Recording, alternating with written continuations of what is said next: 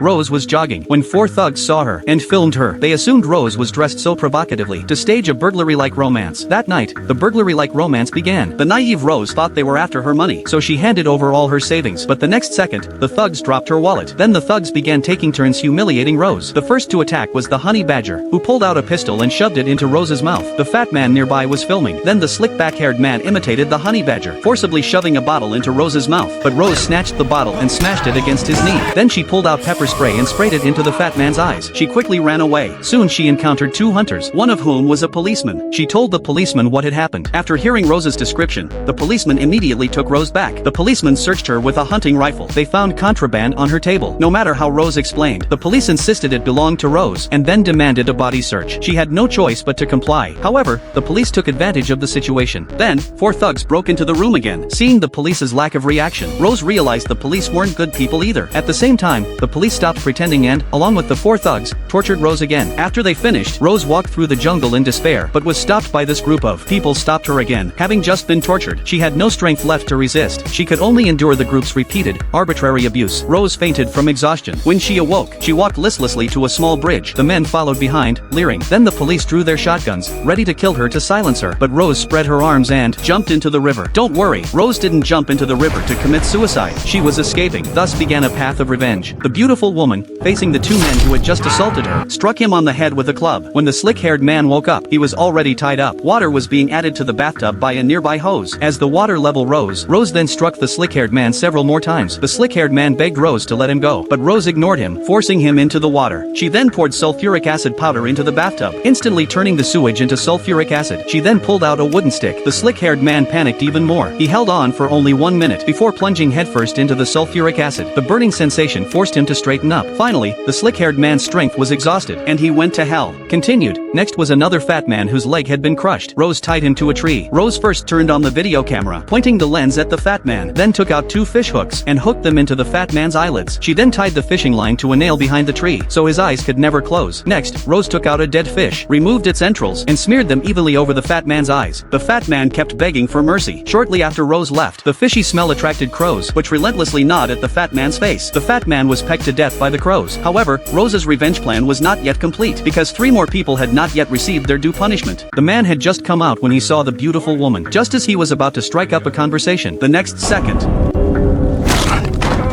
when the man woke up, he was already stripped naked and tied up. It turned out the woman was taking revenge on the men who had previously defiled her, and this man was one of them. The woman took out pliers and pulled out the man's teeth. Then, she looked him up and down, gave him a wicked smile, and pulled out a large pair of scissors. The man was terrified. There was a sharp snip.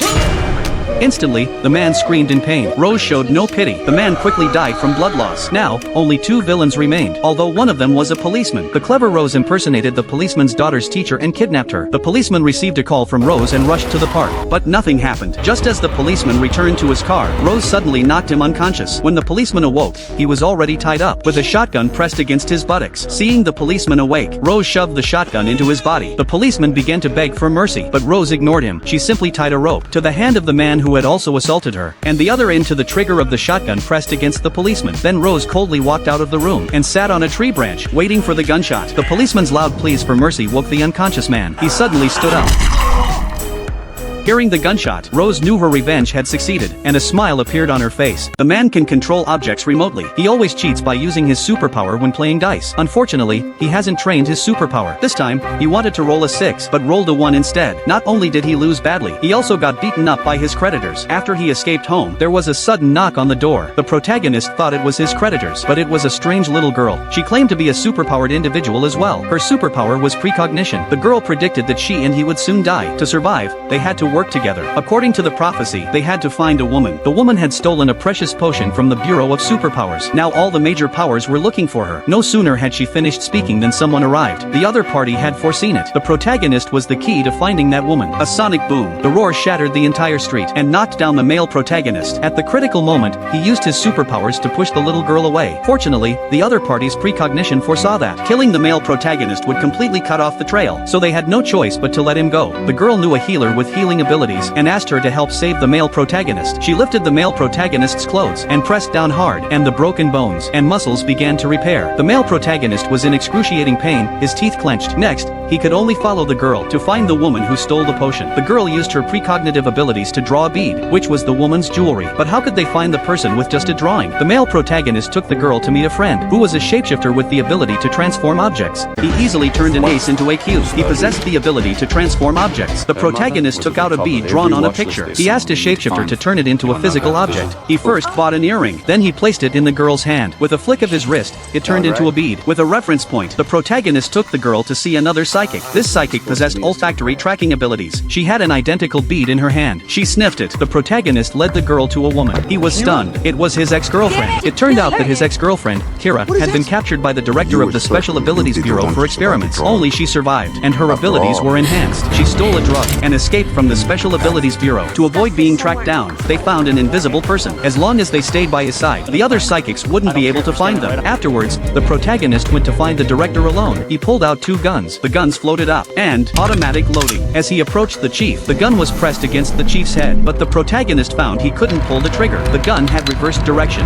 Unexpectedly, the blonde-haired man beside the chief was a superhuman with the same abilities as the protagonist, and even stronger. The next second, the protagonist had learned the blonde-haired man's abilities, but the chief stopped the blonde-haired man. When the protagonist returned to his hideout in a sorry state, he learned that Kira, though alive, was suffering terrible side effects. Only the chief could save his life with a drug. The protagonist had no choice but to have the hidden ones deliver Kira to the chief. Meanwhile, the superhuman families were also about to attack them. The little girl, a prophet, foresaw her own death. She cried, saying she didn't want to die. The girl can foresee the future, and now she foresees her own death, related to a tiger. Fearfully, she clings to the male protagonist, but he has more important things to do. The girl can only survive if she prevents her enemies from foreseeing her death. She hides in a warehouse, where she sees the tiger. A gun is pointed at the back of her head. It's the enemy's prophet. The girl doesn't panic, but moves, making the enemies back to the door. A pair of hands suddenly grabs her head. Her powers activate swiftly, wiping away her memory. It turns out the death she foresaw belonged to the enemy, and the person who helped her is her mother's friend. At this moment, the male protagonist arrives at the chief's house to bring back his girlfriend Kira, but finds her hostile towards him. It turns out the chief implanted a mind in her brain, turning her into his subordinate. The male protagonist is forced to find an enhancement agent. Upon arriving at his destination, the blonde-haired man stuffs him into the trunk. Then they find a box containing the enhancement agent. But suddenly, a group of people are also a family of superpowered individuals attracted by the enhancement agent. The protagonist arrives at this moment and engages in combat with the blonde-haired man. They channel their telekinetic powers into their fists. The fight is filled with sparks flying. Then the sonic boomerang attacks. Killer Brown's body is killed, but the shockwave loosens the nearby scaffolding. The protagonist seizes the opportunity to jump. The scaffolding crushes him to death. Now only the chief remains. The protagonist steals the enhancement agent with a single punch. He tries to awaken Kira, but fails. To prevent the chief from winning, he injected the lethal enhancement agent into his body and died in agony. The chief took Kira away. At this moment, the little girl came to the protagonist's side and woke him up. It turned out that the enhancement agent had been switched long ago. The real one was still in their hands. It was all a setup. Kira, who had been taken away, accidentally found a red envelope in her bag. Upon opening it, it contained a photo of her and the protagonist. Kira understood everything. She looked at the chief in front of her and immediately activated her superpower, controlling him to commit suicide.